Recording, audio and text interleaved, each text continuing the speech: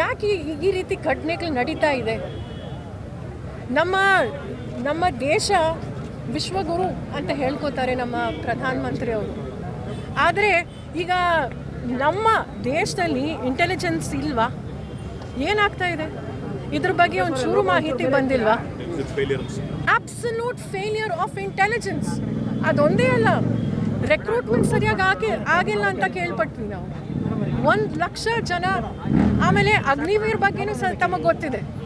4 ವರ್ಷ ಆದಮೇಲೆ ಅವ್ರಿಗೆ ಏನಿಲ್ಲ, ಪೆನ್ಷನ್ ಇಲ್ಲ, ಏನಿಲ್ಲ, ಸತ್ತೋದ್ರೆ ಅವ್ರಿಗೆ.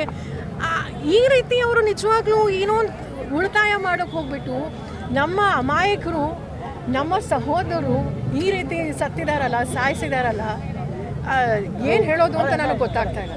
ಇದು ನಾನಾಗಲಿ ನೀವಾಗಲಿ ಇದು ಧರ್ಮದ ಪ್ರಶ್ನೆ ಅಲ್ಲ, ರಾಜ್ಯದ ಪ್ರಶ್ನೆ ಅಲ್ಲ, ಯಾವುದ್ರ ಪ್ರಶ್ನೆನೂ ಅಲ್ಲ.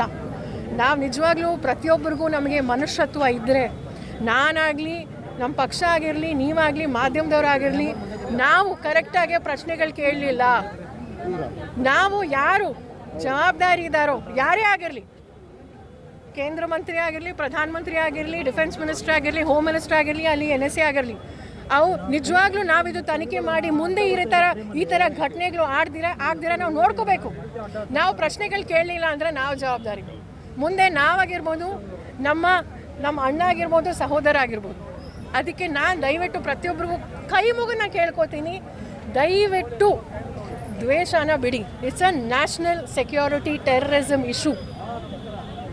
ನಾನೇನಾದರೂ ತಪ್ಪು ಮಾಡಿದ್ರೆ ಹೆಣ್ಮಕ್ಳು ತಪ್ಪು ಮಾಡಿದ್ರು ಅಂತ ಹೇಳ್ತೀರಾ? ರೆಡ್ಡಿಗಳು ತಪ್ಪು ಮಾಡಿದ್ರು ಅಂತ ಹೇಳ್ತೀರಾ?